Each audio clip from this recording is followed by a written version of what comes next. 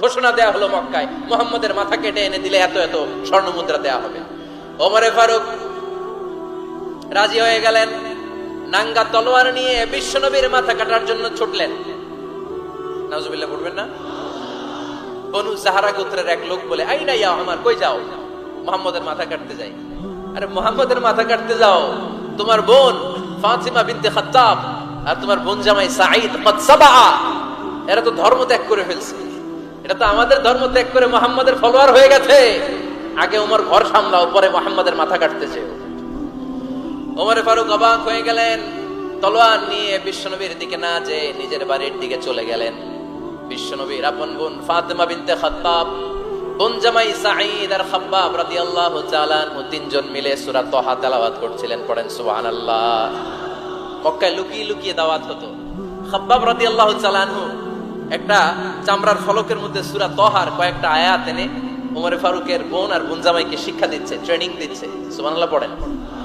লুকিয়ে লুকিয়ে ওমর ফারুক যখন পরে চলে আসলেন, এরা তটস্থ হয়ে গেল। সাইয়েদনা খাব্বাব বিছানার তলায় লুকিয়ে গেলেন।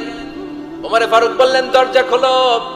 ফাতিমা বিনতে খাত্তাব দরজা খোলার পরে নির্মম ভাবে সাইয়েদনা ওমর রাদিয়াল্লাহু তাআলা আনহু বোনের গায়ে আঘাত শুরু করে দিল। বোন জামাইকে আহত করতে শুরু করলো আর বলতে শুরু করলো, তোরা পাগল হলি কেন? কি আছে ওই মুহাম্মাদের মধ্যে? কি জাদু নিয়ে এসেছে? সে যাই বলে লোকজন পাগল হয়ে যায়, সবাই তার উপর কালিমা পড়ে ঈমান এনে ফেলে। কি এমন জিনিস তোদের কাছে আছে যেটা দেখে মুহাম্মদকে তোরা ভালোবাসলি? কি আছে? কি পড়তেছিলি আমারে দেখা। ফাতেমা বলে, ইন্নাকা রিজসুন লা ইয়ামাসসুহু ইল্লাল মুতাহহারুন। ও আমার ভাই ওমর, তুমি নাপাক। তুমি কি? লা ইয়ামাসসুহু ইল্লাল মুতাহহারুন, পবিত্রতা অর্জন না করে এই কোরআন ধরা যায় না। সুবহানাল্লাহ পড়েন। ওমর ফারুক গোসল করে আসলেন, কারণ ধাক্কা তো আগে কয়েকটা খাইছে। কথা বুঝেন নাই বোধহয়? প্রথমে দোয়ার ধাক্কা, পরে কোন সূরা দিয়ে ধাক্কা? হাক্কা দিয়ে ধাক্কা। 3 নম্বরে এখন আরেকটা ধাক্কা খাবে। গোসল করে আসলেন। ফাতিমা বিনতে খাত্তাব বললেন, গোসল যখন করে এসেছেন, এই নেন। ওমর ফারুক এবার চামড়ার কাপড়ের মধ্যে সূরা তাহার প্রথম আয়াতের দিকে নজর করলেন। নজর করেই কোরআনের প্রেমে পড়ে গেলেন। পড়েন সুবহানাল্লাহ। ওমর ফারুক পড়তে আরম্ভ করলেন, তাহা মা আনজালনা আলাইকাল কুরআনা লিতাশকা ইল্লা তাযকিরাতান লিমান ইয়াখশা তানজিলাম মিম্মান খালাকাল আরদা ওয়াস সামাওয়াতিল উলা। সুবহানাল্লাহ পড়েন। উনি পড়তে আরম্ভ করলেন, তাহা মা আনজালনা আলাইকাল কুরআনা লিতাশকা, এই কোরআনকে আমি তোমাদের হতভাগ্য জাতি হিসেবে দুনিয়ায় থাকার জন্য পাঠাই নাই। এটা রব্বুল আলামিনের পক্ষ থেকে এসেছে। যারা রবকে ভয় করে তাদের জন্য আছে উপদেশ। যিনি আকাশ বানিয়েছেন, জমিন বানিয়েছেন, ওই আল্লাহ তাআলা নিজেই এই কোরআন পাঠিয়েছেন। আওয়াজ করে পড়তে হবে, আল্লাহু আকবার। উনি খুব ভালো আরবি জানতেন। সূরা তাহা পড়ার পরে আর ধৈর্য ধারণ করতে পারে না। ওমর ফারুক ছোট্ট বাচ্চার মতো কান্না শুরু করে দিলেন। আল্লাহু আকবার। সূরা তাহাটা হাতে নিয়ে, তলোয়ারটা হাতে নিয়ে বিশ্বনবীর দিকে ছুটতে আরম্ভ করলেন। আইনা মুহাম্মদ, কোথায় মুহাম্মদ? তোমরা আমাকে মুহাম্মাদের কাছে নিয়ে চলো। বিশ্বনবী তখন সাফা পাহাড়ের পাদদেশে দারুল আরকাম ইবনে আলকামের ঘরে লুকিয়ে লুকিয়ে কোরআনের দাওয়াত দিতেন। ওমর ফারুককে পাগলের মতো ছুটে আসতে দেখে বিশ্বনবীর চাচা হামজা ইবনে আব্দুল মুত্তালিব বলল, নবী আপনি পালান। ওই যে খাত্তাবের বেটা ওমর আপনাকে অপমান করার জন্য, আক্রমণ করার জন্য তেড়ে এসেছে।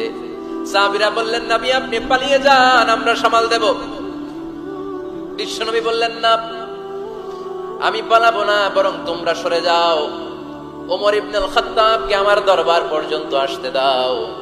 আমার তো মনে হচ্ছে ওই যে তাহাজ্জুদের নামাজ শেষে চোখের পানি ছেড়ে যে আমি আল্লাহর কাছে দোয়া করেছি, আজকে আমার ওই দোয়াটা কবুল হতে শুরু করেছে। আমার তো মনে হচ্ছে আমার ওই দোয়া কবুল হবে, আসতে দাও। ওমর ফারুক এসে বললেন, আশহাদু আল্লা ইলাহা ইল্লাল্লাহ ওয়া আশহাদু আন্না মুহাম্মাদান আবদুহু ওয়া রাসূলুহু, আমি সাক্ষ্য দিলাম আল্লাহ ছাড়া কোনো ইলাহ নাই, নিশ্চয় আপনি আল্লাহর প্রেরিত বান্দা এবং রাসূল। পড়েন সুবহানাল্লাহ। ওমর ফারুক যখন কালিমা শাহাদা পড়ে মুসলমান হয়ে বিশ্বনবীর হাতে হাত রাখলেন, নও মুসলিম সাহাবীদের মধ্যে খুশি আর আনন্দের বন্যা বয়ে গেল। মুসলিম হাতে গোনা সাহাবারা আল্লাহর প্রশংসা করলেন। বিশ্বনবী সাইয়েদনা ওমরে ফারুককে জড়িয়ে ধরলেন।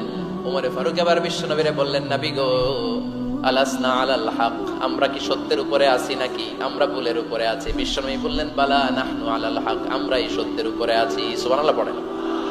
আলাসনা আলাল হক, নবী আমরা কি সত্যের উপরে নাই? হ্যাঁ অবশ্যই ওমর, তুমি সত্যের উপরে আছো। ওমরে ফারুক বললেন, তাহলে ফাফিমাল ইখতিফা, তাহলে লুকায় লুকায় আর দাওয়াত দেব কেন? আমি তো কালিমা পড়ে ফেলছি, আসেন আমার সাথে বের হই। ফাফিমাল ইখতিফা, আর লুকায় লুকায় কেন? আসেন আমরা বাইরে বের হই।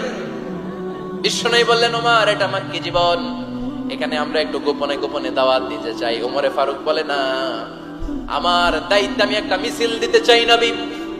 আল্লাহর নামের তাকবীর দিতে দিতে দারুল আরকাম থেকে শুরু করে মসজিদুল হারাম পর্যন্ত একটা মিছিল দিয়ে আমি মক্কা কাঁপাইয়া দেব।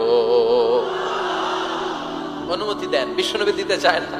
ওমর ফারুক অনেক বুঝানোর পরে স্বল্প পরিসরের একটা অনুমোদন পাওয়া গেল বিশ্বনবী সাল্লাল্লাহু আলাইহি ওয়াসাল্লামের কাছ থেকে। কিন্তু মিছিল যে দিবে, মিছিলের জন্য লোকের দরকার আছে না নাই?